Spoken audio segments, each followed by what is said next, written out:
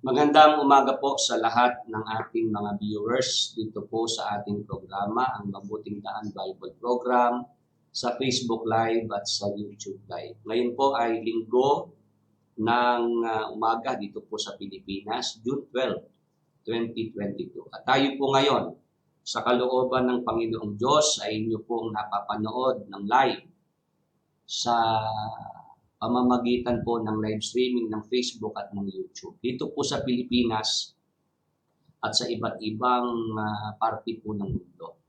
Ngayong umaga, tayo po ay sama-sama na pong mag-aral ng mga salita ng Diyos sa pagpapatuloy po ng ating paksa. Ang ating paksa, mga kapatid, kung paano dapat tanggapin ng bawat Kristiyano ang pagsapit ng kamatayan ng mga pumanaw na mga mahal sa buhay ayon sa Biblia.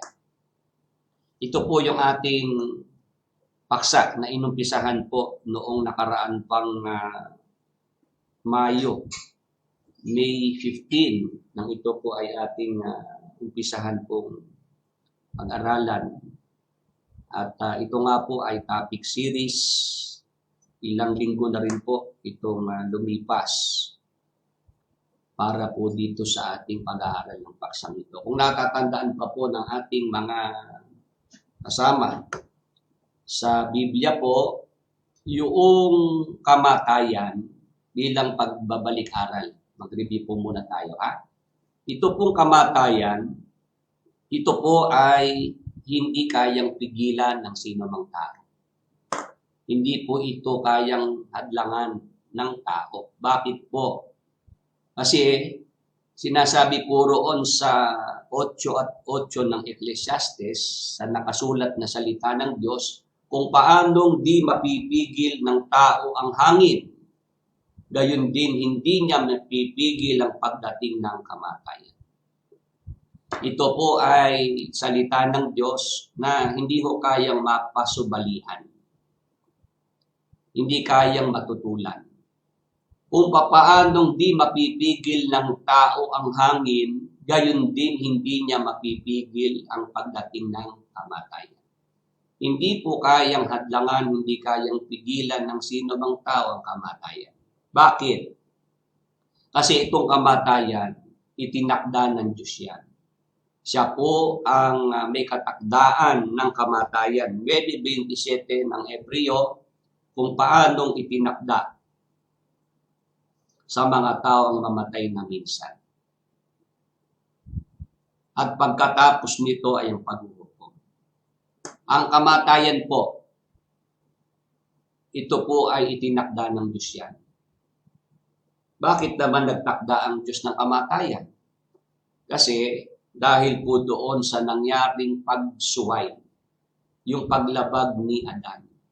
Mayroong utos ang Diyos na huwag niyang kakainin yung bunga. Tama po.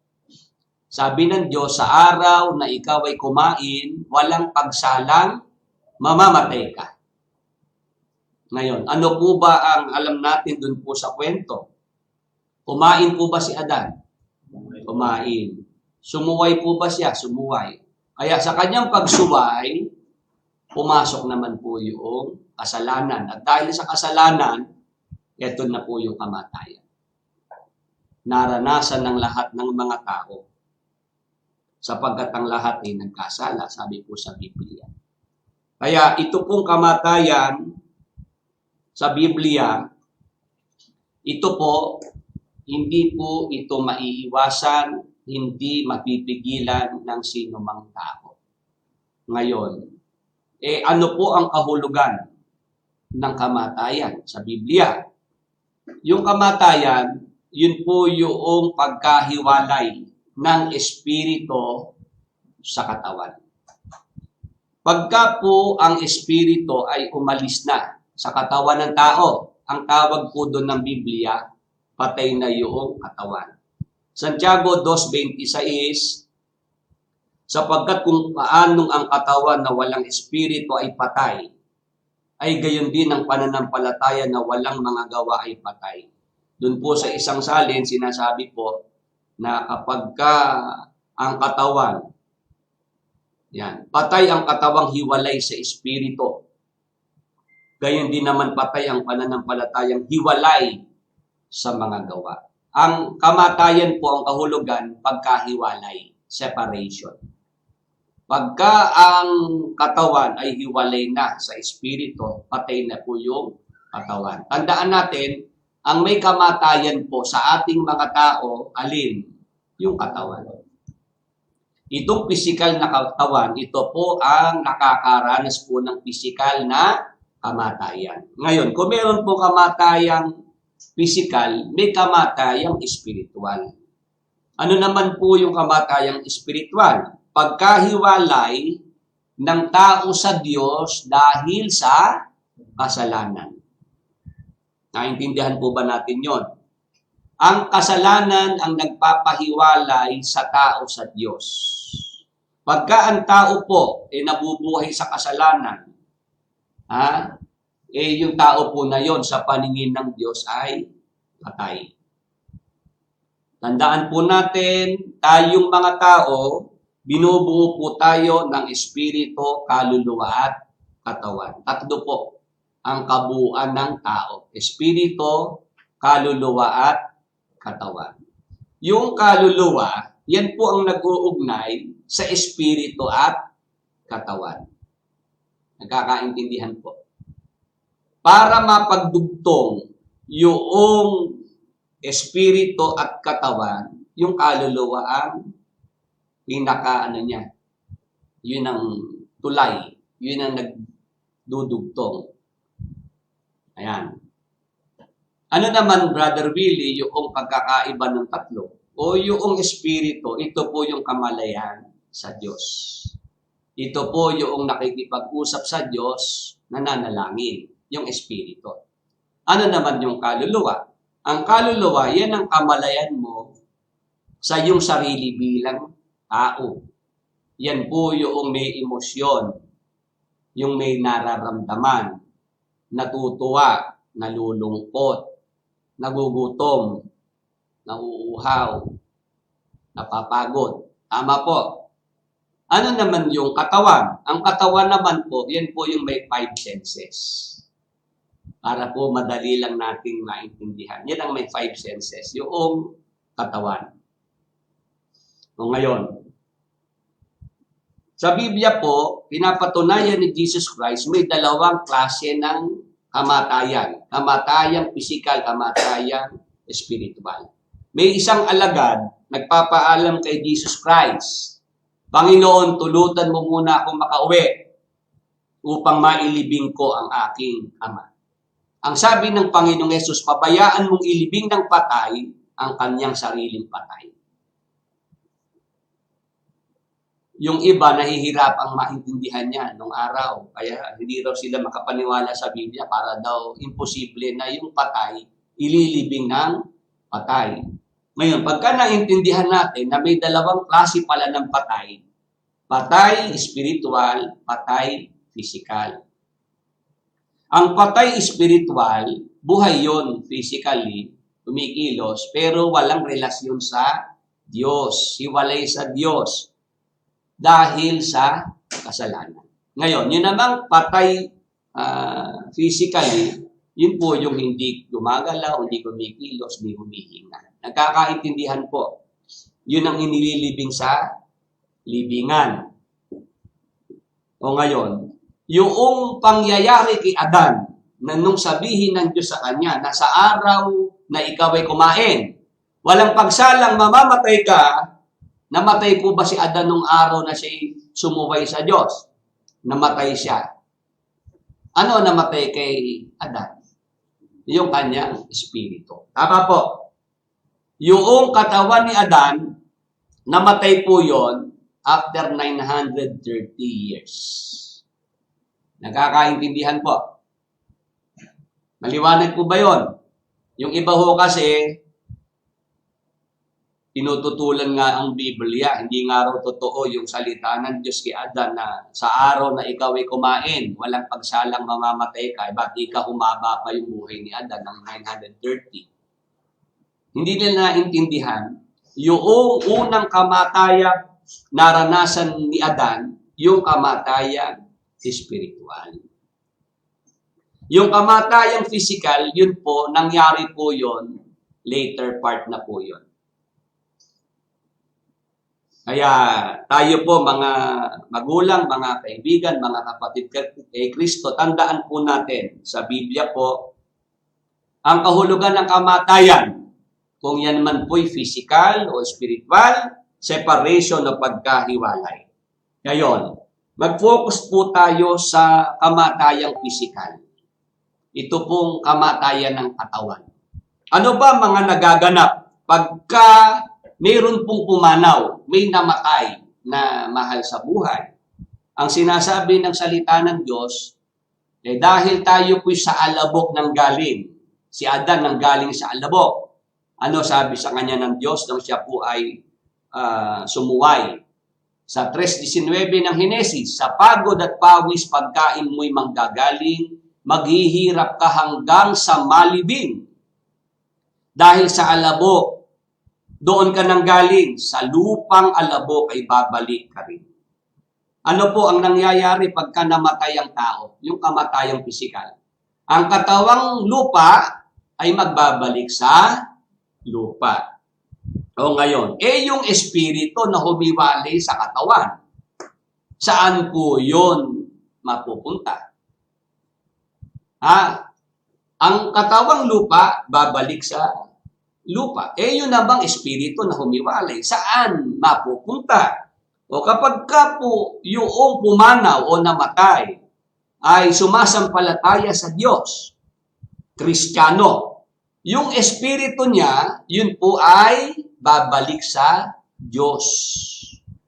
Papunta po sa langit yun. Nagkakaintindihan po. Kung sa Diyos po yung namatay.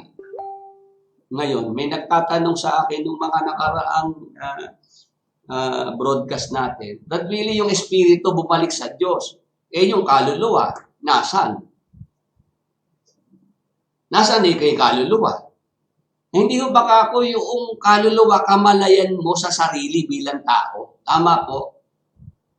Tama po ba? No, ngayon, kung yung espiritu nung sa Diyos, bumalik sa Diyos, o nasan yung kaluluwa niya? Nasaan mo? Hindi ba nasa Diyos din? Tama po ba? Kaya nga, doon sa Apokalipsis, sa 6:9-11. Sige, basahin ko po. Hindi ko kasi binasa ito noong nakaraan. Dahil meron pong mga nagtatanong, nasan ka yung mga kaluluwa ng mga kung namatay, kung sila sa Diyos. Ito po, At nang buksan niya ang ikalimang tatak, ay nakita ko sa ilalim ng dambana ang mga kaluluwa ng mga pinatay dahil sa salita ng Diyos at dahil sa patotoong sumakanila. Tuloy. At sila'y sumigaw ng tinig na malakas na nagsasabi, hanggang kailan, o Panginoong banal na totoo, hindi mo hahatulan at ipaghihiganti ang aming dugo sa mga nananahan sa ibabaw ng lupa. Ito po, nakita ito ni Apostol Juan. Saan po yan? Sa ilalim ng dambana. Nasaan ba yun? Sa langit yun . Tama po. Sumisigaw yung kaluluwan ng mga pinatay. Ano sigaw nila? Hanggang kailan, o Panginoong banal at totoo, hindi mo hahatulan at ipaghihiganti ang aming dugo sa mga nananahan sa ibabaw ng lupa. Humihingi sila ng katarungan sa Diyos. Meron silang kamalayan pa rin. Tama po. Alam nila na yung mga pumatay sa kanila nasa ibabaw pa ng lupa. Naintindihan niyo po ba? Yung kaluluwa, yung espiritu, magkasama palagi yun. Pag humiwalay sa katawan, yung espiritu, kasama na yung kaluluwa. Maliwanag po ba? Kasi yung kaluluwa, kamalayan mo sa sarili mo bilang tao.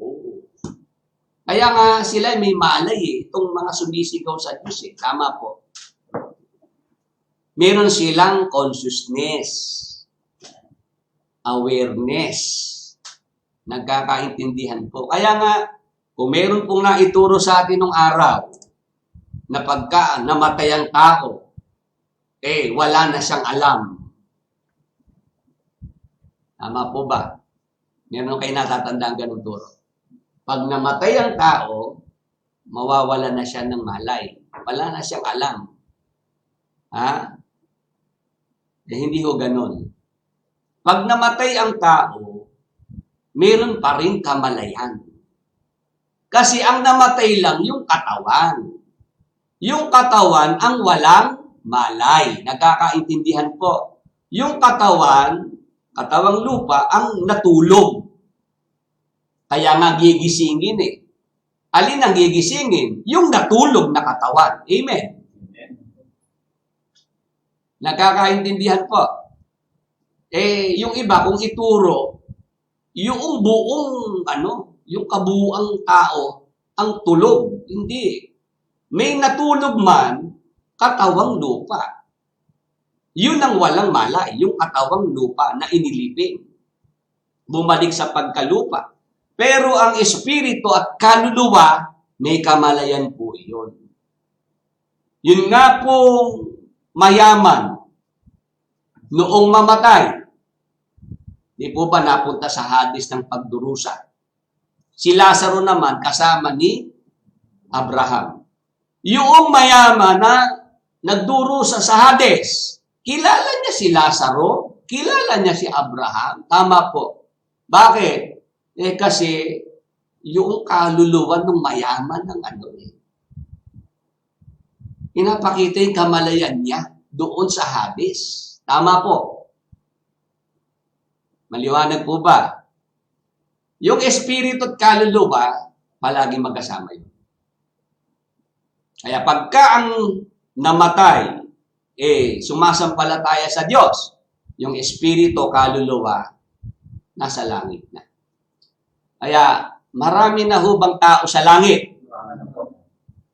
Marami na po ba? Marami. Ha? Yung mga nasa Facebook Live, YouTube Live, ngayon po mayroong 15 sa YouTube at sa Facebook, 24. Sige, pakishare lang po natin itong ating programa, ha? Sa ating mga kamag-anak, kaibigan, ha? Sana yung nangungulit sa akin ng Huwebes, nandyan ngayon. Kasi ang problema, pagka Huwebes, tinatanong sa akin yung paksa na panglinggo. Sabi ko, hindi naman po pwede na yung panlinggo dadalhin sa pang-Martes, pang-Huwebes. Panglinggo ka ko yan. Sana yung interesado dito sa paksang ito, nandyan ngayon. Hindi yung pagka-Huwebes ako, lagi na lang tinatanong yung tungkol sa topic na pang-Sunday. O ngayon, naintindihan po ba natin na marami ng mga nasa langit na tao? Ang tawag ng Biblia, mga espiritu ng mga taong ganap na pinasakdal. Hebreo 12:23, sa pangkalahatang pulong at iglesia ng mga panganay na nangatatala sa langit at sa Diyos na hukom ng lahat at mga espiritu ng mga taong ganap na pinasakdal. Yung mga espiritu ng mga taong ganap na pinasakdal, nasaan na po sila? Nasa langit na. O magbigay tayo ng halimbawa. Si San Esteban, noong siya binabato, bago siya mamatay, tumawag sa Panginoong Hesus. Ang kanyang panalangin, Panginoong Hesus, tanggapin mo ang aking espiritu. So, nasaan na po si San Esteban? Yung kanyang espiritu. Nasa langit na. Nagkakaintindihan po. Pagka ang namatay ay sumasampalataya, yung espiritu po agad nang tinatanggap sa langit. Yun po ang itinuro ng Apostol Pablo sa mga unang Kristiyano. Ikalawang Korinto 5:6. 8. Kaya't laging malakas ang ating loob, kahit na alam nating habang tayo narito pa sa katawang lupa, hindi tayo makakapasok sa tahanan ng inihanda ng Panginoon. Ito tatandaan natin, habang tayo po nasa katawang lupa pa, hindi tayo makakapasok sa tahanang inihanda ng Panginoon. Sa 8, malakas nga ang loob nating iwanan ng katawang ito na ating tinatahanan ngayon upang manirahan na sa piling ng Panginoon. Kaya pagka po ikaw ay sumasampalataya, ikaw ay Kristiyano, yung kamatayan po, katatakutan mo ba? Dapat po bang matakot ang isang sumasampalatayang Kristiyano diyan po sa kamatayang pisikal? Hindi eh. Bakit? Kasi ang mga unang Kristiyano, nakita nila ang kamatayang pisikal, yan ay pakinabang pa. Makikinabang ka pa kapag ka ikaw ay dumating na po yung kamatayang pisikal. Eh. Bakit? Kasi yung kamatayang pisikal, yan ang magiging gate pass mo para ikaw ay tanggapin na doon sa tahanan na makasama mo ang Panginoon. Nagkakaintindihan po. Kaya pag-aralan po natin ng mga unang Kristiyano, hindi natakot sa kamatayan. Di po ba nung panahon ng Roman Empire, sinusunog ng buhay? Nung panahon ng Roman Empire, nilalagay po sa arena, di po ba pinapalapas sa mga leon, mga tigre, di po ba? Ginagawang panoorin ng mga doon po sa Rome. Opo. Natutuwa sila na yung mga Kristiyano pinahihirapan, pinapatay. Pero yung mga Kristiyano, hindi sila natatakot harapin yung kamatayan. Bakit? Kasi naunawaan nila na ito palang kamatayan, ito po kung tanggapin ng mga unang Kristiyano, pakinabang pa. Pilipos 1:21,23 sapagkat para sa akin si Kristo ang aking buhay at kahit kamatayan ay pakinabang. 23. May pagtatalo sa loob ko, gusto ko nang pumanaw sa mundong ito upang makapiling ni Kristo sapagkat ito ang lalong mabuti para sa akin. Ang Apostol Pablo, ito po yung kanyang naunawaan tungkol sa kamatayan. Pakinabang yan. Bakit pakinabang? Kasi pagka sumapit na ang kamatayan, ibig sabihin, makakapiling mo na ang Panginoong Jesucristo. Kaya tinan nyo po, mga kapatid, mga magulang at mga kaibigan, yung ating mga pumanaw na mahal sa buhay, hindi na sila bumalik. Ayaw na nila tayong balikan. Tama po ba? Bakit? Kasi nandun na sila sa piling ng Panginoon.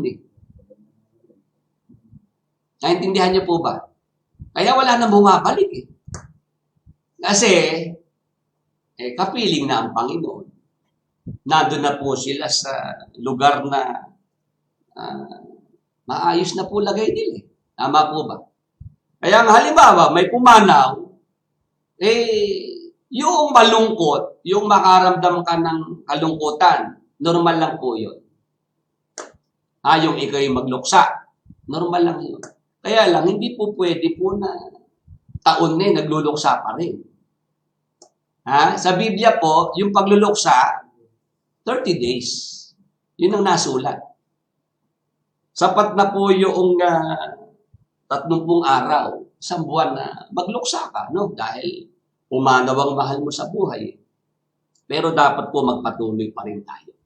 At pag naunawaan natin yung kahulugan ng kamatayang pisikal sa Biblia, yan po pala pakinabang para sa mga Kristiyano na sumasampalataya. Yung kamatayan, ito po'y kapahingahan. Sinasabi po sa 14:13 ng Apokalipsis, yung mga namatay, mapapalad ang mga patay na nangamamatay sa Panginoon mula ngayon, o sinasabi ng Espiritu upang sila'y mangagpahinga sa kanilang mga gawa, sapagkat ang kanilang mga gawa ay sumusunod sa kanila. Ang kamatayang pisikal, pag po yan ay sumapit na, ang ibig sabihin pala, it's time for you to rest. Yan na po yung oras para tayo po ay magpahinga. Ito po, mga kapatid, mga magulang at mga kaibigan, ito po ang sinasabi ng Biblia kung papaano po dapat tanggapin ng mga Kristiyano ang kamatayan. Meron nga pong mga nag-message sa akin, Brother Willie, alam niyo po, kailan lang namatay ang aking tatay.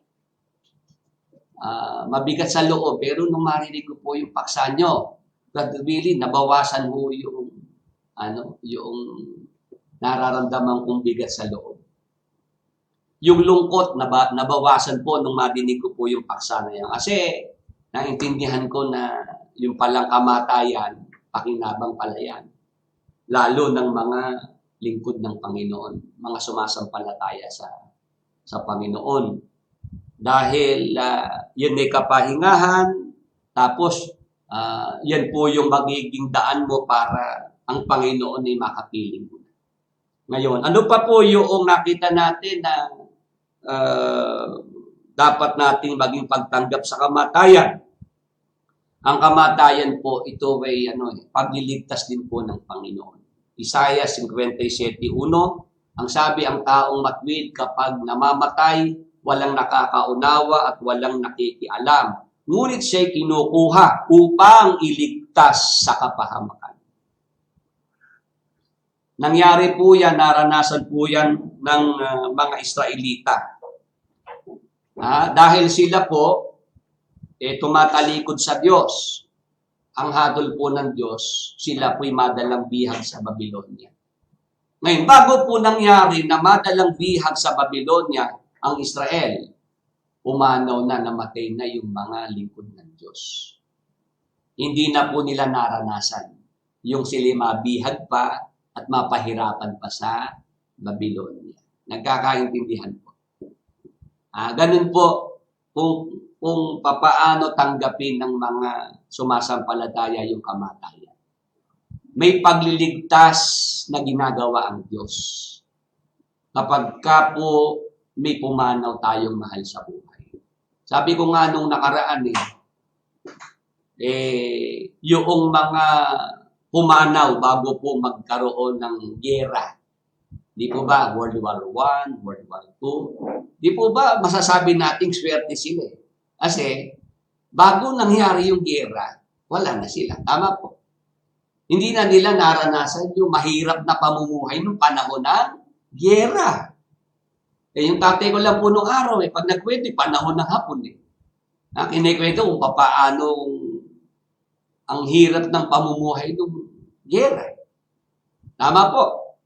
O ngayon, nagka-pandemya naman tayo sa panahong ito. Hindi po masasabi natin na swerte nga yung ating mga mahal sa buhay dahil hindi na nila naranasan yung naranasan natin ngayon. Tama po. Yung tatay ko kung buhay, ako hindi papayag ho yun na magsusuot ng face mask. Makikipag-away yun. Ang hirap naman talaga yun. Kaya naka-face mask, lalo nung mag-face shield pa. Ay, ako'y naduduling nung ako'y naka-face shield Nahihilo ko dahil hindi naman tayo sanay nung talagang may takip ang mukha mo, di ba? May takip ang ilong mo, bibig mo, hindi ka makahinga ng maayos. Tapos yung mga tinamaan po ng COVID kahit may pera hindi naman makapagpa-ospital nung mga nakaraan, di ba? Ang ospital punuan. Hanggang parking area ginawa ng gamutan. O masasabi natin na mabuti yung mga pumanaw, hindi na ho na saksihan niya, hindi na po naranasan yan. Tama po. O, ganyan po natin dapat tingnan itong kamatayang pisikal. Yan ang dapat nating maging pagtanggap sa kamatayang pisikal. Ito po, sasapit at sasapit. Mangyayari at mangyayari. Sinasabi sa Hebreo 9:27 kung paanong itinakda sa mga tao ang mamatay na minsan at pagkatapos nito ay ang paghuhukom. Pagkatapos pala ng kamatayang pisikal, ano na po kasunod? Paghuhukom. Yung iba, sinasabi, wala pa raw paghuhukom. Babasa ng talata sa Biblia, hindi naman naiintindihan. Gawa 17:31, sapagkat siya'y nagtakda ng isang araw na kanyang ipaghuhukom sa sanglibutan. Napasin niyo po ba yun? Yung isang araw na binabanggit dito, paghuhukom sa sanlibutan. Diyan po nalito yung dating nagturo sa akin ng Biblia. Yan ang hindi niya po nabigyan ng pansin. Iba po yung nasa Hebreo 9:27. Yung nasa Hebreo 9:27, pagkatapos ng kamatayan, pisikal, paghuhukom na po yung kasunod. Ano po yung sinasabi natin paghuhukom na kasunod? Pagka namatay yung tao, pag sumasampalataya, o ano na po yung hatol sa kanya, kung siya sumasampalataya, yung siya po ay tanggapin sa langit. Tama po. Ngayon, pagka naman ang namatay, hindi sumasampalataya, ano hatol sa kanya? Yung siya naman ay doon parusahan sa Hades o impyerno. Nagkakaintindihan po. Brother Willie, ano yung 17:31 ng gawa? Yun naman po yung isang araw para hukuman naman yung sanglibutan. Isang araw lang yun, 24 oras lang yun. Na lahat noong mga hindi sumasampalataya, nagtakwil sa Panginoong Jesucristo, sa isang araw o 24 oras, lahat sila naman ay ibubulit sa dagat-dagatang apoy. Bakit? Kasi nanggaling na sila sa Hades. Nanggaling na sa impyerno lahat ng iyon. Wala nang maliligtas doon kahit isa. Nagkakaintindihan po. Yung sana, yung ating mga dating kasama, kaintindihan po itong sinasabi ko. Kasi nabigyan kayo ng false hope. Wag kayo magagalit sa akin pag nababanggit ko si Brad Eli. Nabigyan kayo ng maling pag-asa ni Brad Eli na Brad Eli po kasi bago siya pumanaw, turo ni Brad Eli. Yun daw pong mga nilipol sa Sodoma at Gomora, may pag-asa pang maligtas. Paano may pag-asa maligtas? Nilipol nga ng Diyos sa Sodoma at Gomora. Tama po. Yung mga nasa Sodoma at Gomora na yon, pinaparusahan sa impyerno. Ngayon, pagkalipas ng 1,000 taon, ng milenyo, paghahari ni Jesus Christ, yung mga taga Sodoma at Gomora na pinaparusahan ngayon sa impyerno, ibubulid naman sa dagat-dagatang apoy. Yun na po yung eternal damnation. Yun na po yung final destination. Kasi yung impyerno ngayon, ano lang yan? Ano pa tawag doon? Parang waiting area. Parang ganun lang muna, no? Oo, di ba yung mga nandyan sa city jail na yan, mga provincial jail, hindi pa yan ang final. Ang final dun sa Muntinlupa. Tama po. Ganun para maintindihan lang ng mga tao. Iba ho kasi yung impyerno sa dagat-dagatang apoy. Mismo ang impyerno o ang Hades, ibubulit sa dagat-dagatang apoy. Sige, basahin ko para maintindihan po ng mga narito. Apokalipsis 20:14. At ang kamatayan at ang Hades ay ibinulid sa dagat-dagatang apoy. Iba talaga yung Hades sa dagat-dagatang apoy. Naintindihan niyo po ba? Yung kamatayan, physical, pag nangyari po yan, sumapit yan. Ang kasunod paghuhukom. Yung namatay, huhukuman agad. Para malaman kung saan siya pupunta. Kung siya ba'y para sa langit, o kung siya ba'y para naman doon sa maparusahan sa Hades o impyerno. Nagkakaintindihan po. Si Lazaro, noong pumanaw, nakasama niya si Abraham. Saan? Sa Hades. Isang lugar lang ang pinupuntahan doon ng lahat ng mga pumanaw. Sumasampalataya sa Diyos o hindi sumasampalataya sa Diyos. Meron tayong visual aid na pinapakita na nagsasabi nga yung mayaman na kung pwede si Lazaro ay makalipat sa lugar niya.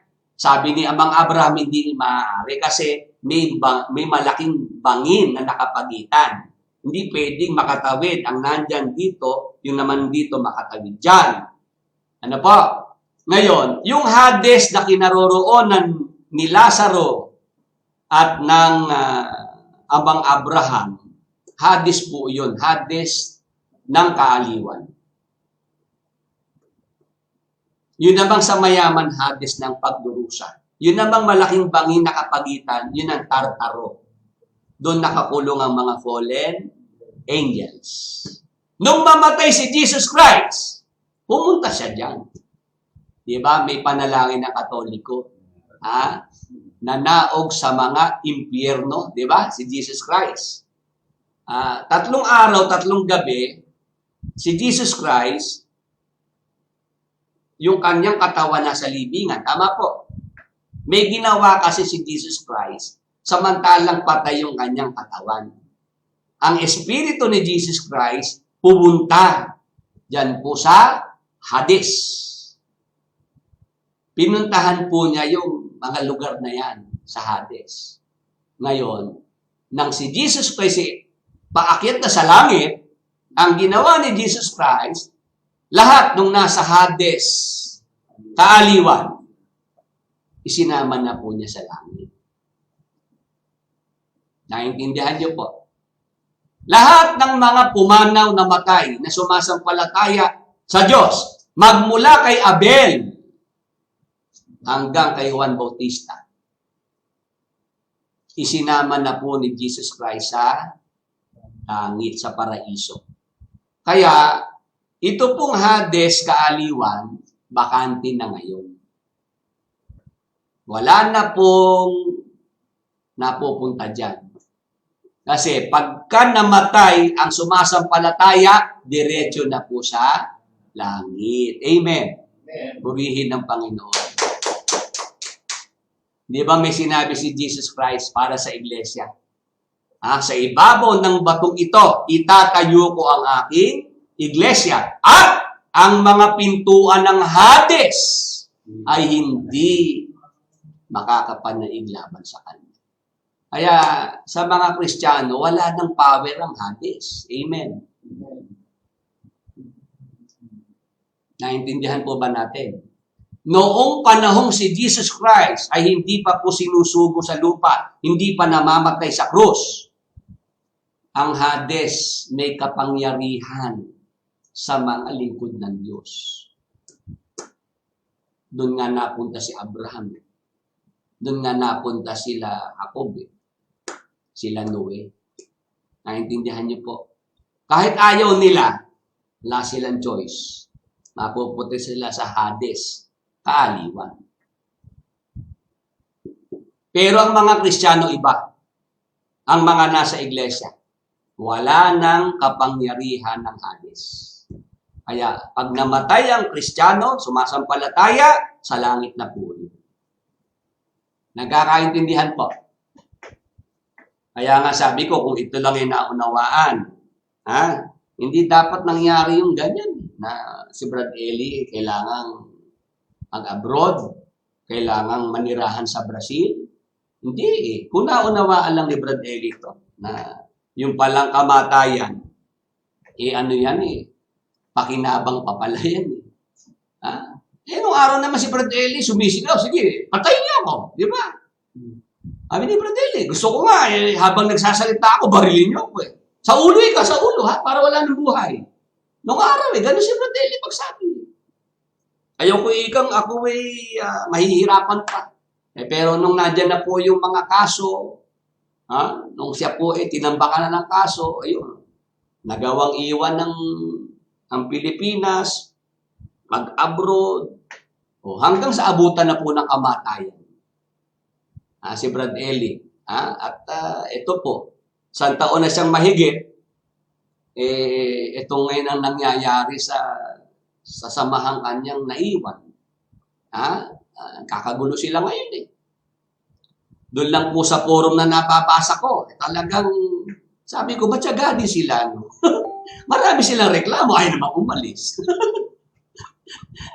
Minsan naman pinanood akong video, akala ko po may lasa ang sasabihin. Ako sabi ko, puro kwento. Puro kwento. Sabi ko, kung magkwento lang, mas marami kong kwento rito. Mas maganda ito kwento ko. Kaso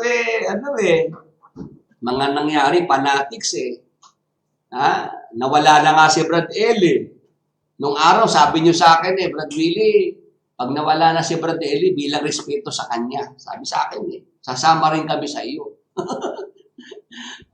Kasi nire-respeto pa namin si Brad Eli nung mawala na si Brad Eli, wala rin hindi rin. Kasi yung iba kaya hindi makaalis. Meron kasi silang mga dun Yung iba yung hindi na maiwan yung mga naging malapit sa loob nila, kaibigan nila. Yung iba naman may negosyo, gano'n. Kaya hindi sila hindi sila makaalis sabi ko, mabuti na lang. Itong araw na ito, meron tayong mga mababautismuhan. Dito nagkita-kita, mga galing sa grupo ni Brad Eli. Iba't ibang lugar ngayon naipon dito. Kaya mamaya po, pagkatapos po ng ating programa, manananghali lang po kami dito at yung alauna po ng hapon ay magsasagawa po tayo ng bautismo. Salamat sa Diyos at itong mga kapatid nating ito, mga naliwanagan ng isip. Hindi ba kayo galit sa akin dati? Kasi kanina maaga silang dumating, nagkakwentuhan kami ng kaunti. Talaga pong yung mga sinasabing mga negatibo laban sa akin. Sabi, kahit na lang po sinasabi palalabas sa akin, kahit hindi ko ginawa, sa akin kinakarga. Baka ako pati pagpatay kay Ninoy Aquino, sa akin na rin ibinta na. Ganyan kasi sa grupo na yan na lahat na pwedeng ikarga sa iyong kasalanan, sasabihin na ako may gawa. Kontra-kontra ng mga sinasabi. Kontra-kontra na ako sinasabi ng mga dati nating kasama. Sa bagay, minsan di ko rin masisi. Lalo yung mga baguhan. Kung ano na lang po yung marinig kung ano na lang yung na-fit sa kanila. Kaya lang naman yung Willie Santiago na yan marami sinasabi kasi hindi nasama sa abroad yan na denied kaya visa niyan. Sabi ko, hindi totoo yun Hindi totoo yun. Alam na alam nila nung inaasikaso nila yung passport ko, yung visa ko, sinabihan ko mismo si Brad Eli bago siya makapag-abroad. Brad Eli, pasensya na po. Yung aking passport, yung aking visa, huwag nyo na pong asikasuhin, huwag nyo na pong gastusan. Bakit, Brad Willie? Sabi ni Brad Eli. Kasi po, Brad Eli, yung aking nanay, kalalabas lang po ng ospital, malubha po lagay. At nung panahon na yon, yung aking anak na pangalawa, si Limuel, ipapanganak nung panahon na yun. Ipapanganak si Limuel. Kaya ako mismo nagsabi, hindi ko kayo masasamahan sa abroad, Brad Eli. Pumayag naman si Brad Eli.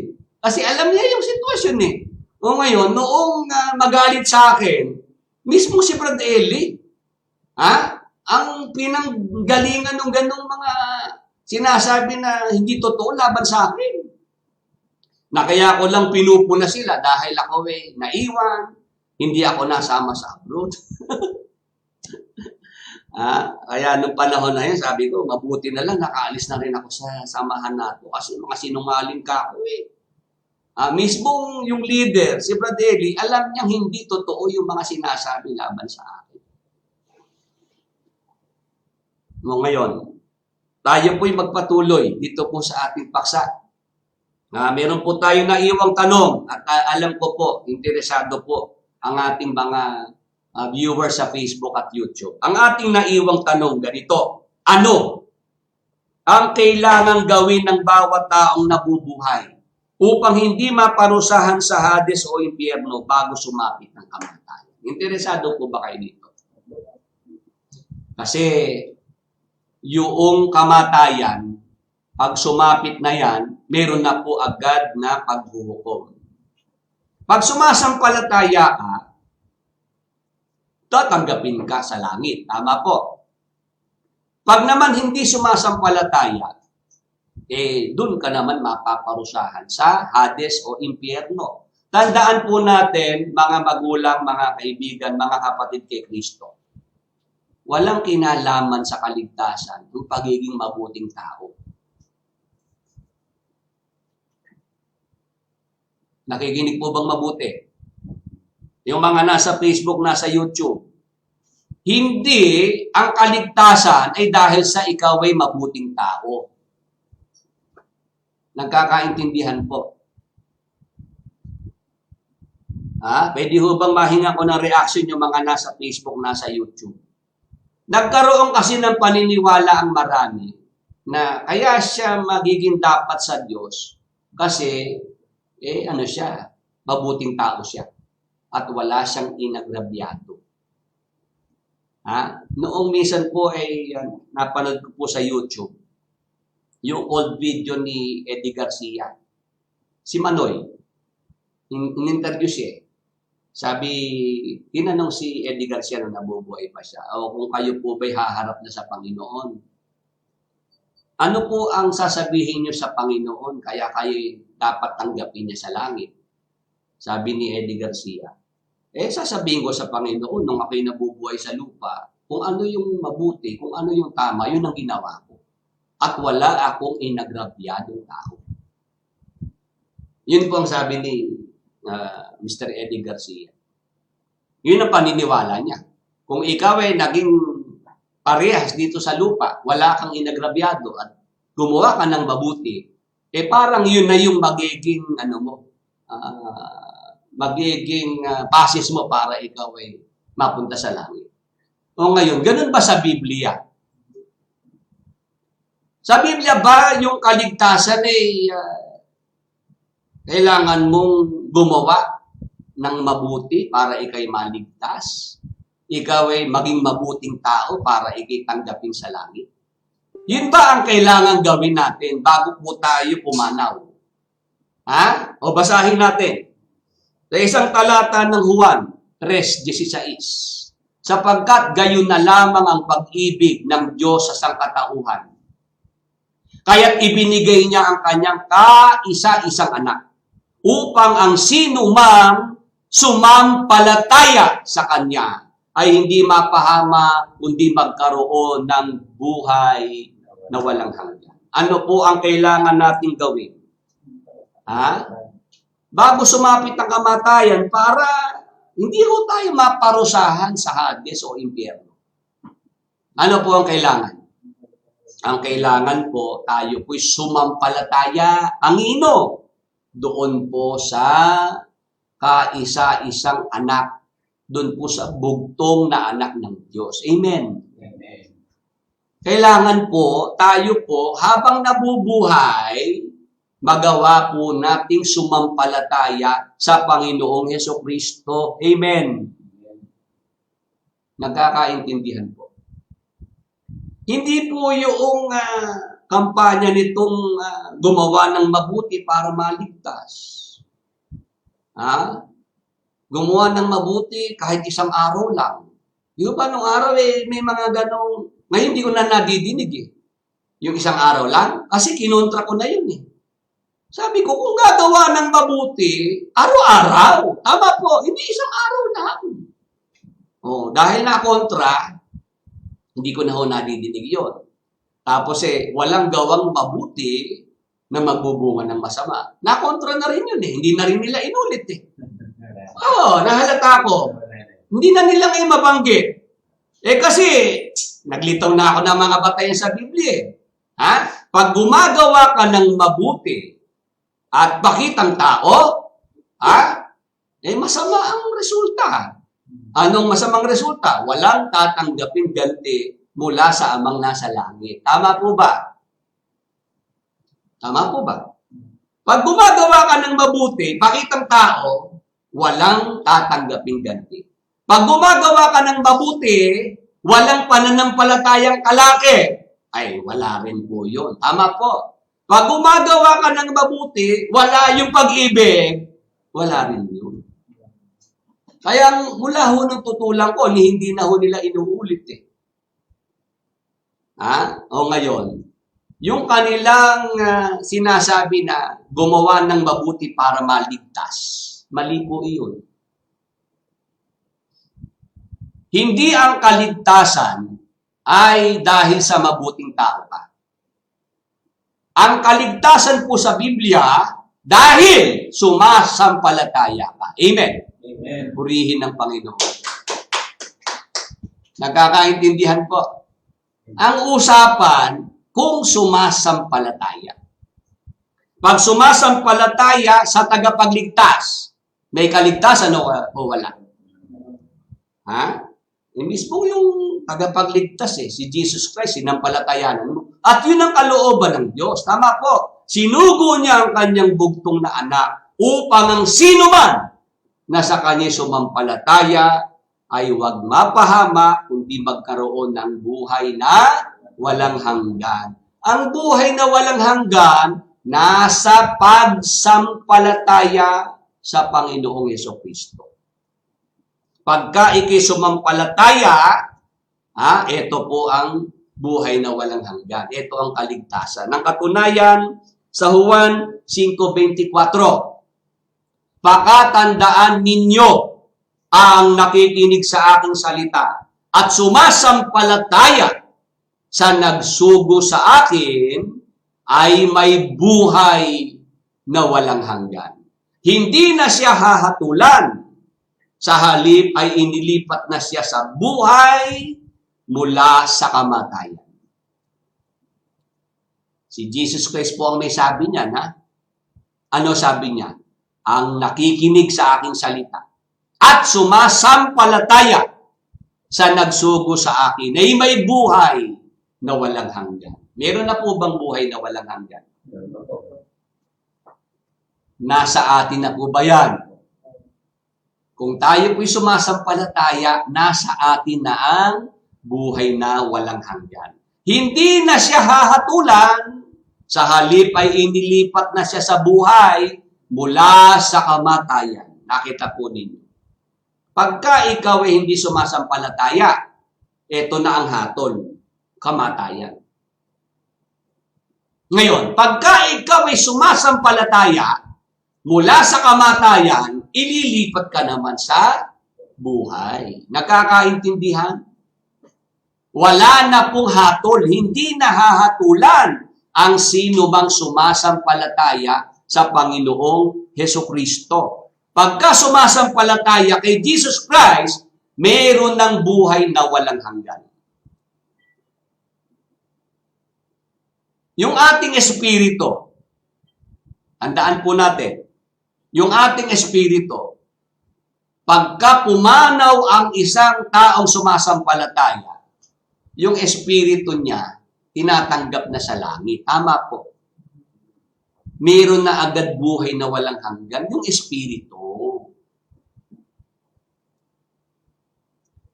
Yung mga nasa Facebook, nasa YouTube, naintindihan niyo po ba yon?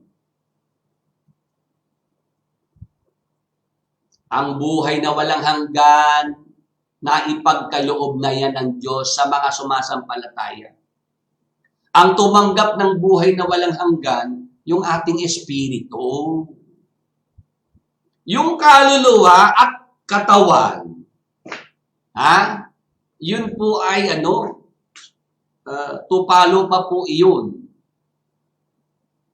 Ngayon, hindi ko pa po pwedeng talakayin dahil may susunod pang tanong. Mapapaanis po yung paksa eh. Ang gusto ko lang maintindihan natin, ang buhay na walang hanggan, nasa sa atin na ngayon yan. Ano po ang meron ng buhay na walang hanggan sa atin? Ang ating espiritu. Kaya pag namatay ang isang sumasampalataya, best lang po. Brother Isko, ayan. Bigyan niyo po ng upuan. Melvin. Dito na si Brother Melvin. Diyan po kayo, Brother Isko. Yan, sige po. Sige po. Balik po tayo sa ating pinag-uusapan. May dumating lang din pong umabol po sa bautismo. Ngayon, yung buhay na walang hanggan, naipagkaloob na po yan sa mga sumasampalataya. Alin po sa ating mga sumasampalataya ang nabigyan na po ng buhay na walang hanggan? Yung Espiritu. Kaya pag namatay po ang isang sumasampalataya, yung Espiritu niya diretso na sa langit.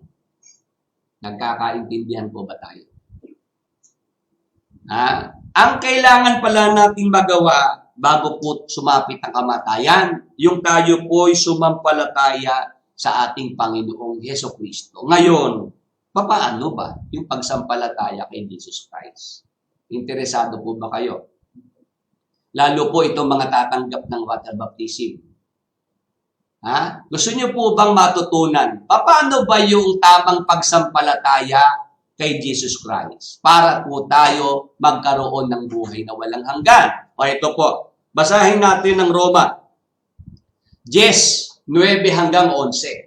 Ito po, mga magulang, mga kaibigan, mga kapatid kay Kristo, ang pagsampalataya kay Jesus Christ. Ito ang dapat nating magawa. Kung talagang sumasampalataya tayo sa ating Panginoong Hesukristo, kung ipahahayag ng iyong labi, makinig tayo mabuti, kung ipahahayag ng iyong labi na si Jesus ay Panginoon at buong puso kang sasampalataya na siya'y muling binuhay ng Diyos, maliligtas ka. Nadinig niyo po ba yon? Sino po ba rito sumasampalataya sa Panginoong Hesukristo? Taas nga po kanang kamay. Amen. Ayan, salamat naman. Tayo po mga naririto sumasampalataya sa Panginoong Hesukristo. Ngayon, bilang sumasampalataya, kailangan pala maipahayag mo yung pananampalataya mo. Paano mo gagawin yung pagpapahayag? Sa pamamagitan ng iyong labi. Kung ipahahayag ng iyong labi na si Jesus ay Panginoon at buong puso kang sasampalataya na siya'y muling binuhay ng Diyos, maliligtas ka. Tuloy. Sapagkat sumasampalataya ang tao sa pamamagitan ng kanyang puso at sa gayon ay pinapawalang sala ng Diyos. Nagpapahayag naman siya sa pamamagitan ng kanyang labi at sa gayon ay naliligtas. Ano ang kailangan para po tayo'y magkaroon ng buhay na walang hanggan? Kailangan po sumampalataya sa Panginoong Hesukristo. Paano mo gagawin yung pagsampalataya kay Jesus Christ? Ikaw na sumasampalataya, magpapahayag ka sa pamamagitan ng iyong labi. Ano ipapahayag mo? Na ikaw ay sumasampalataya sa Panginoong Hesukristo. Na siya ay tinatanggap mo bilang iyong Panginoon at tagapagligtas at siya'y muling nabuhay. Yun po yung sinasabi ng Biblia. Na paraan ng pagtanggap sa ating Panginoong Hesukristo. Paraan po para maipahayag natin yung ating pananampalataya. O nakahanda po ba kayo dyan? Handa po ba kayo dyan? No, mamaya po magpapahayag yung mga kapatid nating mababautismuhan. Bago po kayo ilubog sa tubig, kailangan po magpahayag po kayo. Sa pamamagitan mismo ng inyong mga bibig, ng inyong mga labi. Ipapahayag natin si Jesus Christ bilang ating Panginoon at tagapagligtas. At doon tayo magkakaroon ng kaligtasan. Yun po yung kaligtasan sa Biblia. Hindi ho yung kagaya nung natutunan natin nung nakaraan na pagkababae ka, pahabain mo ang buhok mo, sister. Hindi pwedeng putulan kahit kapiraso. Pag putulan kahit kapraso, ayan na, lalabasan ka na ng circular. Alam nyo, pagka po nababalikan ko yung mga nakaraan, minsan natatawa ako sa sarili ko. Ganun yung naging kaisipan ng maraming mga dati nating kasama na binugbog kasi sa doktrine. Yung turo, yung mga bawal. Ang natanim sa isip ng marami, yung bawal. Oo, ang tumanim sa puso nila yung mga ipinagbabawal nung samahan. Pero si Jesus Christ, hindi ho tumanim sa puso eh. Ang mga nandyan po sa grupo na yan na dati kong pinanggalingan samahan, ito lang napansin ko, sila po yung mga naging sin conscious. Yun bang ang isip ay lagi na lang sa kasalanan ba ito? Kasalanan ba ito? Magkakasala ba ako? Hindi nila napansin na yung kasalanan, meron nang ipinagkaloob ang Diyos na solusyon eh. Sino? Si Jesus Christ. Tama po ba? Sinolusyonan na po ng Diyos ang kasalanan. Ibinigay na niya ang solusyon para dyan sa kasalanan na yan. Si Jesus Christ. Ano ngayon ang gagawin mo para ikaw ay maabsuelto sa kasalanan? Ito yung tagapagligtas. Si Jesus Christ. Tama po ba?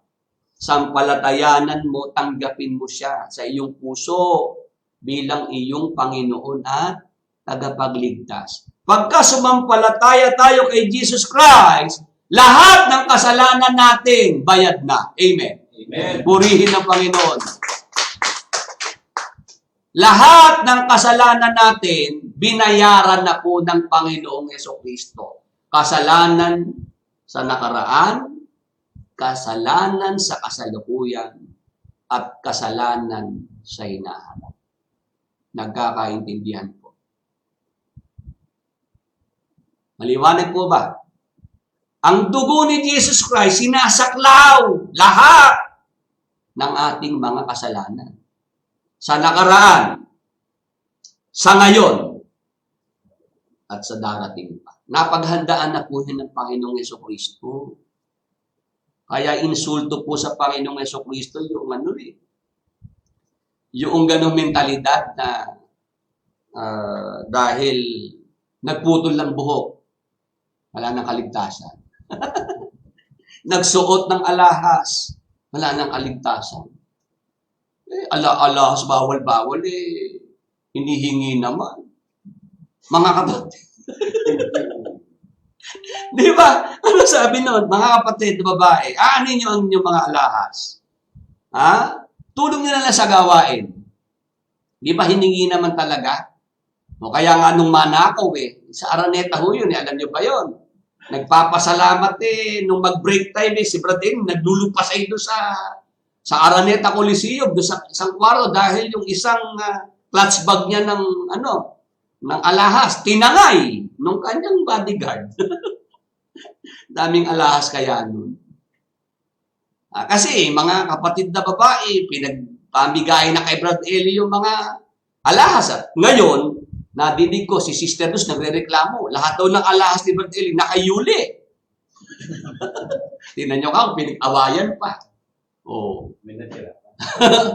Pinag-aawayan pa ngayon. Yan ang sinasabi natin na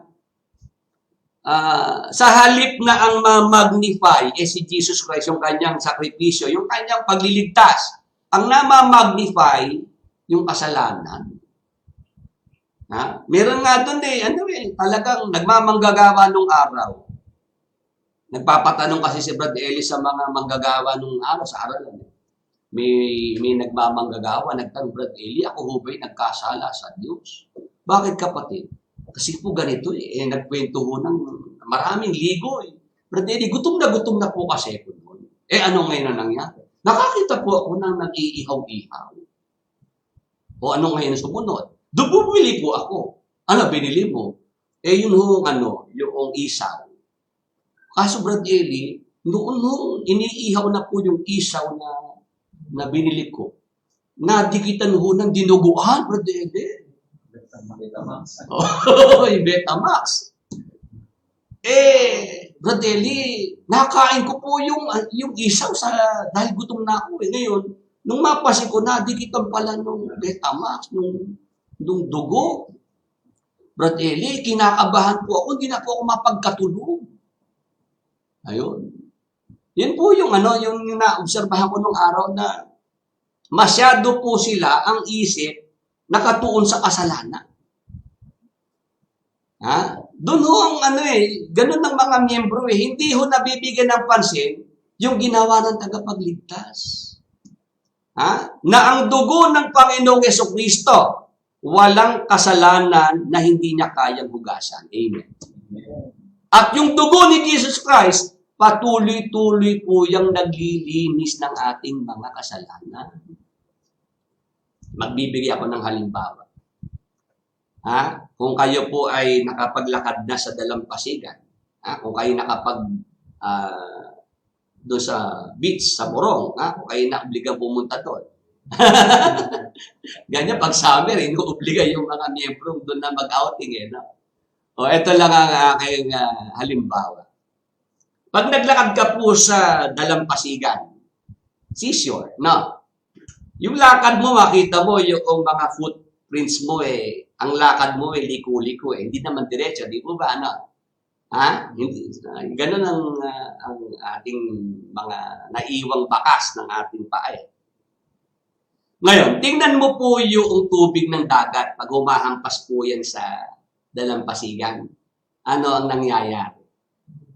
Nabubura lahat ng mga marka. Tama po, yung mga liko-liko mong lakad, nabubura po noong tubig ng dagat. Parang gano'n ang dugo ni Jesus Christ. Araw-araw, tama po, meron kang nagawang pagkakamali. Meron kang nagawang kasalanan. Ano ginagawa ng dugo ng Panginoong Jesucristo? Kung yan naman ay ipinapahayag mo, hinihihingi mo ng tawad, wala hong kasalanang natitira. Amen. Purihin ng Panginoon. Kaya pagka namatay ang isang sumasampalataya, ligtas po yun. Kasi dahil sa dugo ng Panginoong Jesucristo. Naliwanag po ba? Bago po tayo mamatay, meron tayong dapat magawa. Ano po yun? Magawa nating sumampalataya sa tagapagligtas. Kaya nga yung mga nagtatanong sa aking programa, minsan, inuunawa ko na lang din Meron ho nagtatanong sa programa ko, makapagtanong na lang. Oo, napapasin ko. Minsan, wala na ho sa hulog yung mga tanong.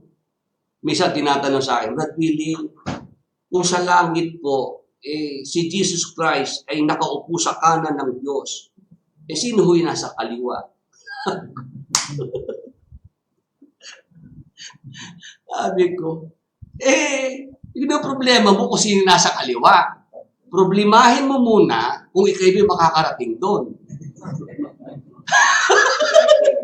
Tama po ba? Tama po ba? Yung problema mo kung sino nasa kaliwa. Problemahin mo, ikaw pa'y makakarating doon. Yung muna-unahin mo. Pagka nandun ka na, saka mo ngayon itanong kay Jesus Christ, Panginoon, sino ba yung uupo sa kaliwa mo? Di ba, Sabi ko, ito mga to, ang dami pinoproblema. Hindi mo na alamin kung yung dapat yung problemahin na solusyonan na. Tama po ba? Bago natin intindihin yung mga ganong bagay, ito pala yung dapat nating unahin. Bago pumanaw ang tao, bago mamatay ang tao, magawa niya yung pagsampalataya kay Jesus Christ. Papaano po yung pagsampalataya sa Panginoong Jesucristo? Tayo mismo magpapahayag ng ating bibig. Di ba? Natandaan niyo po yung bating humihingi ng bautismo kay Felipe. Narito na ang tubig. Ano pa nakakahadlang upang ako'y mabautismohan? Ang sabi lang ni Felipe, kung sumasampalataya ka ng buong puso, mangyayari. Sumagot ang bating, sumasampalataya ako, si Jesucristo ay anak ng Diyos. Nagpahayag po ba ng labi itong bating? Nagpahayag. Tama po ba? Ginawa niya yung pagpapahayag ng kanyang labi tungkol sa tagapagligtas. Kaya kayo pong mga babautismuhan mamaya, ganun din po ang gagawin. Magpapahayag po tayo ng ating mga labi. Ipapahayag natin ang ating pananampalataya sa tagapagligtas na si Jesus Christ. Itong bating, yun lang naman ang hinintay ni Felipe. Magpahayag yung bating ng pananampalataya kay Jesus Christ. Diyan po sa mga dati nating kasama, natatandaan nyo po bago kayo ilubog. Tinanong pa kayo, sumasampalataya ka ba kapatid? Sa mga huling araw na ito, mga sugo ng Diyos, sina kapatid na Eli, kapatid na Daniel. Kaya baliwala yung bautismo na yun. Invalid ho yun. Kasi isiningit pa yung siningit pa si Brad Eli, Brad Daniel doon. Wala nang kailangang babanggitin pa na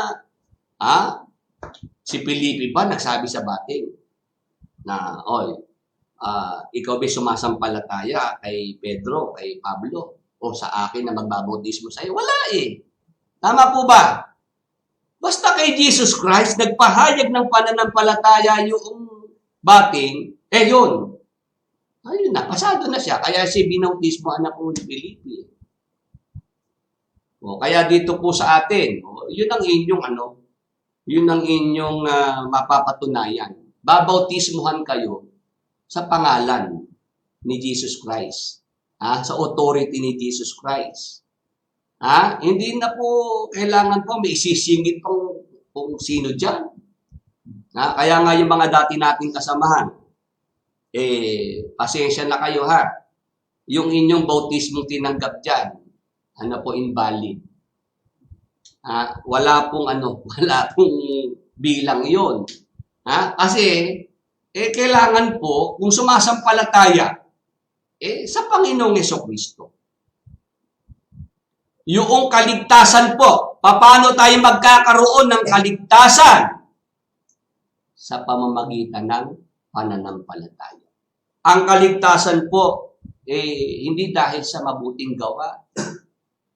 Hindi ang mabuting gawa ang batayan ng kaligtasan, kundi ang pananampalataya. Ang katunayan po, sa Efeso 2:8 hanggang 10. Basahin ko po muna ang talata. Dito nakabatay ang kaligtasan, sapagkat sa biyaya kayo'y nakaligtas sa pamamagitan ng pananampalataya. At ito'y hindi sa inyong sarili, ito'y kaloob ng Diyos. Ang kaligtasan po, yan po ay biyaya yan ng Diyos sa atin. Sa pamamagitan ng pananampalataya. Pag sinabing biyaya, ang kahulugan po ng biyaya sa Biblia, hindi yan sa gawa. Roma 11:6. Basahin ko po. Pag sinabing biyaya, yung grace. Ngunit kung ito'y sa pamamagitan ng biyaya, ay hindi na sa mga gawa. Sa ibang paraan ng biyaya ay hindi biyaya. Naintindihan niyo po yung biyaya? yung grace. Yun po, sabi, hindi yan sa mga gawa. Sa ibang paraan ng biyaya ay hindi biyaya. Pagka meron na kong gawa, hindi na biyaya yan. Ang kaligtasan ko'y biyaya. Ano ibig sabihin? Hindi ikaw ang gumawa para sa kaligtasan mo. Tama po. Ang gumawa ng kaligtasan, si Jesus Christ. Amen. Amen po ba? Amen. Madali ho bang maintindihan? Ang tagapagligtas, si Jesus Christ, ang gumawa ng kaligtasan. Ngayon, ano gagawin natin? Yung tagapagligtas, tanggapin at sampalatayanan. Nagkakaintindihan po. Yung kaligtasang ginawa ni Jesus Christ para magkaroon ka ng kaligtasan, tanggapin mo tagapagligtas. Sumampalataya ka sa tagapagligtas. Ngayon, dapat kasi maintindihan natin, pagdating sa kaligtasan, it's all about Jesus Christ and not about us. Amen. Nakapag-English tuloy ako. Naintindihan niyo po ba yun? Pagkakaligtasan, kay Jesus Christ yun. Focus kay Jesus Christ yung kaligtasan. Ha? Wala sa sarili mo eh. O tingnan niyo po itong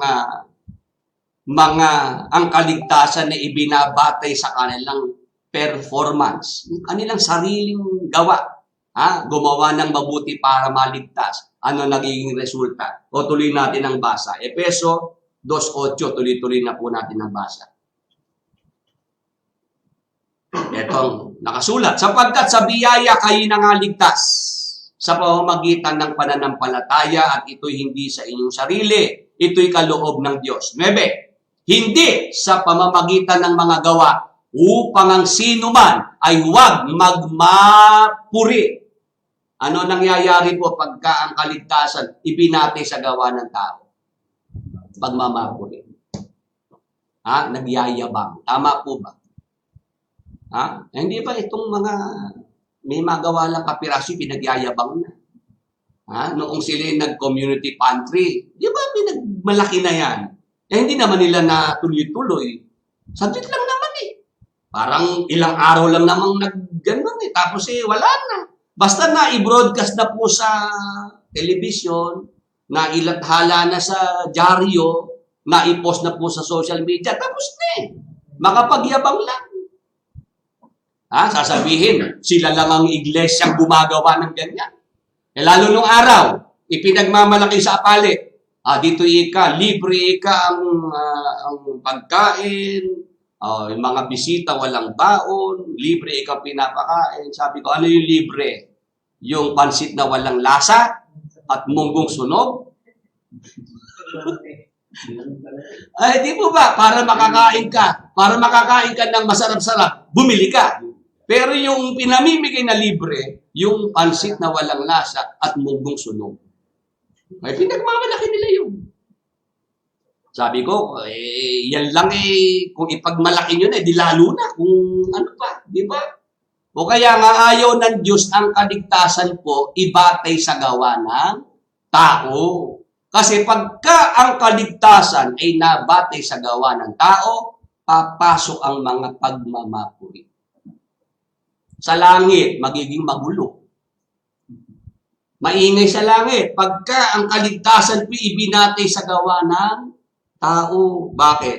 Magpapayabangan na po yung mga nasa langit, yung mga milyonaryo, bilyonaryo sa nakarating sa langit. O bakit ka ba narito? Siyempre! Ako pa! Alam mo ba ginawa ko nung ako nasa lupa? Ang dami kong tinulungan dyan. Ang dami kong pinaaral dyan. Yung mga may sakit, pinagamot ko sa ospital. Magmamapuri yung mga mayayabang. Si Jesus Christ, masiset aside. Yung tagapagligtas, maisasantabi. At babangka ng babangka, yung mayayabang. Nagkakaintindihan po.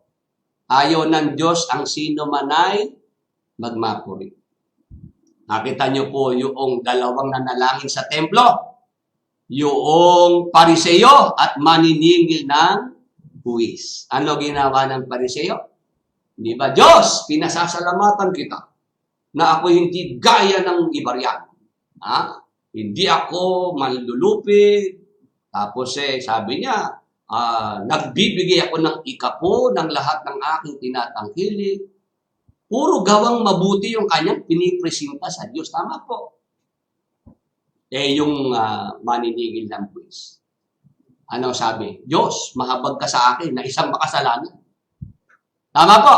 Umaamin yung maniningil ng buwis na siya isang makasalanan at humihingi siya ng habag. Sino po naging karapat-dapat? Inaringgan. Hindi ba yung maniningil ng buwis? Hindi yung mayabang na Pariseo. Tama po. Sad to say po, ganyan ang marami. Mga Pariseo. Ito pong mga dati nating kasama. Kung sila nakakapag-comply sa mga doktrinang itinuro, hindi ba mayayabang? Pag nakakita sila ng miyembrong hindi nakasunod doon sa doktrina, di ba ini-small na nila? Kapatid, napakahina mo naman. Sabi mo, ngayon po ang bukang bibig, Judas no? Mga Judas na raw, mga... Sabi ko, minimenos nila yung mga miyembrong hindi nakakasunod, yung hindi nakakapag-comply sa doktrina. Pantao lang naman yung doktrina, utos tao. Galing lang kay Brad Eli yung mga turo. Halal. Bawal kumain ng may tatak ng halal, Brother John. Di ba?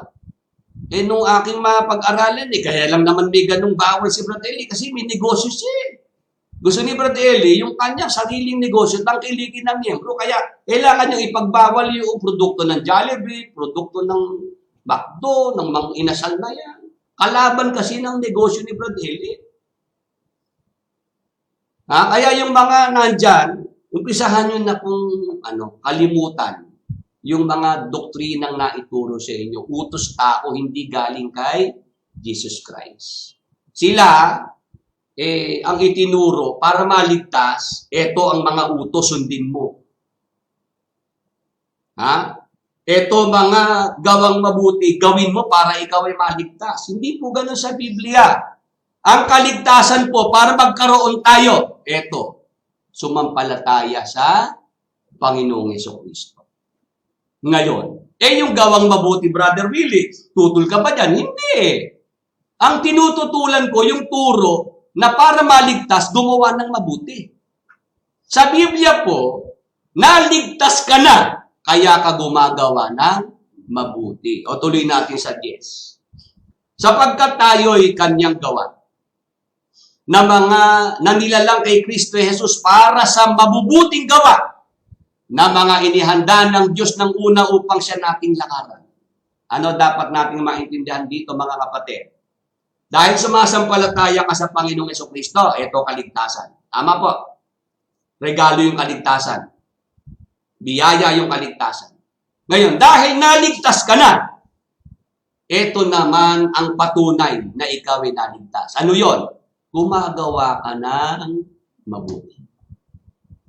Ang gawang mabuti, resulta ng iyong pagkaligtas. Amen. Amen. Amen po ba? Amen. Yung ugat ng kaligtasan, pananampalataya. Yung bunga ng kaligtasan, gawang mabuti. Amen. Purihin ng Panginoon. Sana maliwanag sa ating lahat yan. Hindi pwedeng ako ay akusahan na si Willie Santiago kontra sa gawang mabuti. Hindi. Kontra ako sa maling turo. Ano yung maling turo? Na yung gawang mabuti, batayan para ikaw ay maligtas. Pagka ganyan, gawang mabuti, batayan para maligtas. Maraming maliligtas, mayayaman. Kasi sila lang ang may kapasidad di ba? Para makagawa ng mabuti, paano yung mahihirap? Tama po ba? O ngayon, para nga maligtas, mayaman ka, mahirap ka, kailangan mong sumampalataya. At pagkatapos mong maligtas, yung gawang mabuti dapat makita sa iyo. Yung kasi ang ebidensya na ikaw ay naligtas. Gawang mabuti ang ginagawa mo. Amen. Ewan ko ba't sila nahihirapang maintindihan po itong sinasabi ko ito. Hindi pwedeng baligtarin na gumawa ka ng mabuti para ka maligtas. Ang nasa Biblia, naligtas ka na, kaya ka gumagawa ng mabuti. O yan ang inyong pag-aralan din, yung mga dati nating kasama. Yung kampanya sa inyo na gumawa ng mabuti para maligtas, hindi ho yung biblical. Kasi sa Biblia po, yung mga gumagawa ng mabuti, mga naligtas na yon. Paano naligtas? Dahil sa pananampalataya. Lagi pong mag-uugat sa pananampalataya. Nagkakaintindihan po. Hindi pwedeng mag-ugat sa gawang mabuti. Kasi pagka ikay gumagawa ng mabuti, hindi ka naman sumasampalataya, hiwalay ka sa Diyos. Lahat ng gawang mabuti mo, maruming basahan lamang sa paningin ng Diyos. Maliwanag po ba? Naintindihan po ba tayo ng mga nasa Facebook, nasa YouTube? O ngayon, ang ating tanong. Dahil tayo po may kaligtasan na. Bakit po may kaligtasan na? Dahil tayo sumasampalataya. Ano matitiyak natin? Tayong mga sumasampalataya na may kaligtasan at nakikita sa ating mga gawang mabuti. Ano ang ating matitiyak? Sa Roma 8:1. Kaya nga, hindi na hahatulang maparusahan ang mga taong nakipag-isa na kay Kristo Jesus. Ano po ang ating matitiyak? Tayong mga sumasampalataya sa Panginoong Jesucristo. Ang sabi po, hindi na hahatulang maparusahan ang mga taong nakipag-isa na kay Kristo Jesus. Meron pa po bang hatol na parusa? Meron pa po ba? Wala na eh. Ito lang po ang malungkot na naranasan ko noong ako po yung nasa grupo ni Brad Eli. Nag-uusap-usap po kami ng mga MIC.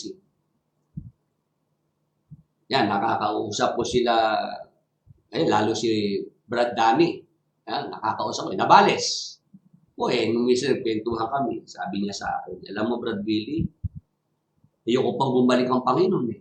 Sabi niya, bakit? Di ba ako dapat excited tayo na bumalik na ang Panginoon? Ako kasi kinakabahan pa sa sarili ko. Baka hindi ako maligtas pagka bumalik na bukas ang Panginoon. Sabi ko, itong kausap ko, ministro to, nagbabautismo pa yan. Mismo sa sarili niya, alanganin na. Baka kapag dumating na Panginoon at hindi ako maligtas, sabi niya. May mga takot. Yung ganun bang mga agam-agam, dapat tayo mga kapatid, nakakatiyak ka.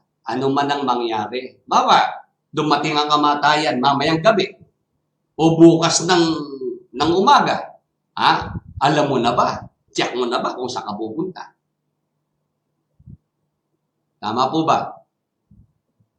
Tama po ba? Ngayon, paano natin natitiyak kung saan tayo pupunta? Natitiyak natin kasi sumasampalataya tayo. Tama po ba? Kay Jesus Christ at sa kanyang mga salita. Sinabi sa Biblia, hindi na hahatulang maparusahan ang mga taong nakipag-isa na kay Kristo Jesus. Kaya pagka sumasampalataya ka, hindi mo na po iniisip yung parusa pa, na paparusahan ka sa impyerno, ibubulid ka sa dagat-dagatang apoy. Bakit? Si Jesus Christ na nga ang naparusahan. Tama po. Si Jesus Christ na ang umako ng lahat ng ating mga kasalanan. Ang gagawin na lang po natin, si Jesus Christ ang palatayan. Tapos po, yung pananampalataya natin na nagligtas sa atin. May makikita namang pruwebe. Ano po yun? Gumagawa tayo ng mabuti. Yan ang dapat nating maintindihan. Magiging automatic na at magiging normal na sa atin yung paggawa ng mabuti. Bakit? Dahil meron na tayong kaligtasan. Ngayon, yung mga gawang mabuti na ginagawa natin dito sa lupa, pagdating naman ng takdang araw, yun naman po ang gagantimpalaan. Amen. Rewards naman ang gagawin ni Jesus Christ sa lahat ng ating mga gawang mabuti. Diyan po ipagkakaloob yung mga putong, yung mga korona. Ipagkakaloob ni Jesus Christ yung mga ganyang gantimpala sa bawat gawang mabuti na ating ginagawa. Maliwanag po ba yun? May kaligtasan ka na dahil sa pananampalataya mo sa Panginoong Jesucristo. Kaya ka gumagawa ng mabuti. At lahat ng gawang mabuti na ginagawa mo, meron namang gantimpala o mga rewards na ibibigay si Jesus Christ sa iyo.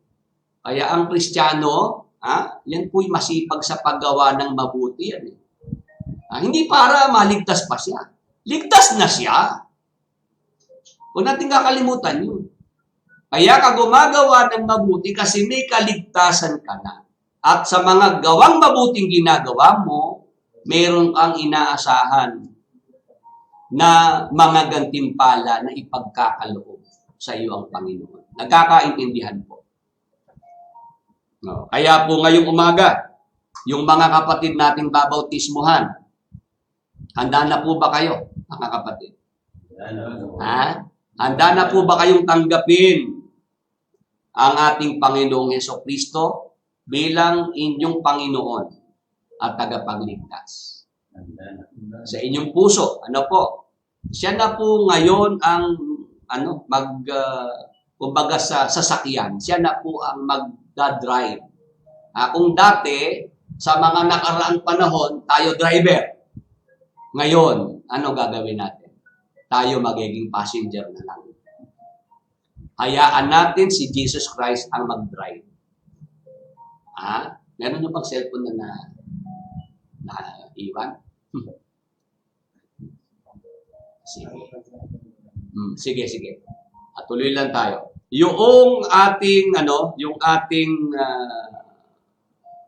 dapat na gawin, pabayaan natin ang ating Panginoong Jesucristo. Siya na po ang magmaneho, at kumbaga po sa may nabasa po ako sa Facebook para maintindihan lang po natin. Pagka po ikaw ay sumakay sa isang sasakyan, bawa, bus. Kilala mo ba yung bus driver? Hindi. Tama po. Pero, bakit nagagawa mong matulog sa biyahe?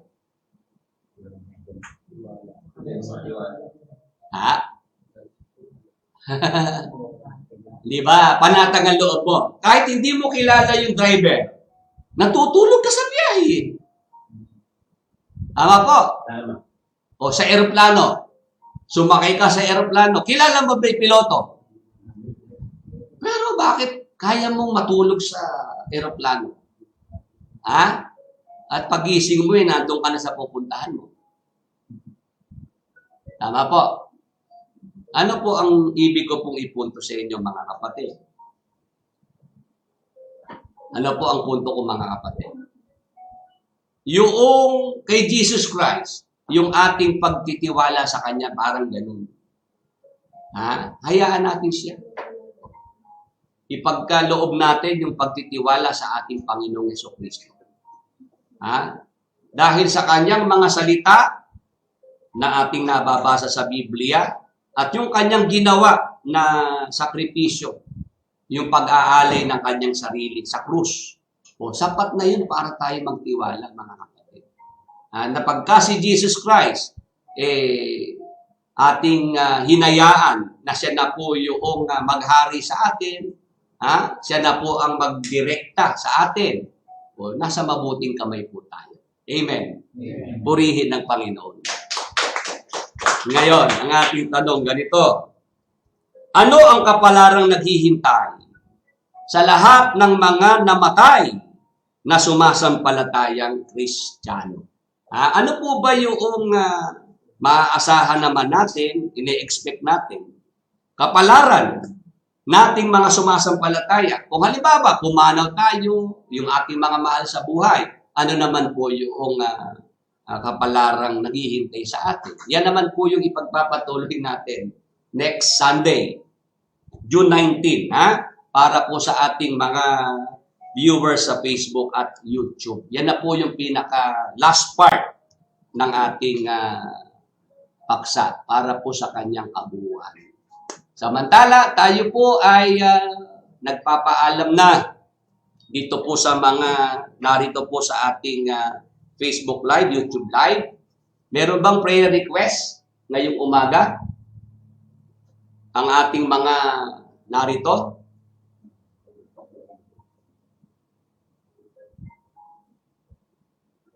Meron bang prayer request? Kung wala naman pong prayer request, sige po, yung mga narito po, sumabay na lang na magtaas ng inyong mga kamay. Utusan po natin yung mga sakit, karamdaman na yan. Paalisin po natin gamit ang pangalan ng Panginoong Hesukristo. Kayo na po magbanggit kung ano pong mga sakit, karamdaman yan. Sige po, magtaas po tayo ng ating kanang kamay. Sa pangalan ni Jesus at sa dugo ni Jesus, inuutusan na umalis sa ating mga katawan, sa ating mga mahal sa buhay, anumang sakit at karamdaman. Sa pangalan ni Jesus at sa dugo ni Jesus, padaluyin kagalingan, kasiglahan, kalakasan sa ating mga katawan at sa ating mga mahal sa buhay. Be healed and be restored in Jesus' mighty name. Thank you, Lord Jesus Christ. Amen. Sige po, yung mga sumabay po dyan sa ating ginawang commanding prayer, kung pwede po, mag-message po kayo mag-update kung ano po ang inyong kalagayan po ngayon pagkatapos kayo sumabay po sa commanding prayer. Kung kayo po ba'y tumanggap ng kagalingan mula sa Panginoon, instant healing or gradual healing. Yan po ay ating ipagpasalamat sa ating Panginoon. Sa darating po na June 26, ang huling linggo po sa buwan ng Hunyo, meron po tayong pagpapasalamat sa Diyos. Alas 9 ng umaga, matatapos po ng alas 4 ng hapon. Kung pwede po kayo makagawa ng video testimony, yung mga pinag-pray po natin na tumanggap ng kagalingan, ipagpasalamat po natin yan sa Panginoong Jesucristo. Gawa po kayo ng short video testimony nang yan po'y ma-play natin sa ating programa. Pasalamat sa June 26. Ito pong huling linggo ng buwan ng Hunyo. Samantala, sa umaga pong ito, tayo po'y nagpapasalamat sa lahat ng mga nasa Facebook at nasa YouTube na nakasama po natin sa ating pag-aaral ng mga salita ng Diyos. Baunin po natin ang pagpapala at pag-iingat sa atin ng ating Panginoon. Magandang araw po sa ating lahat.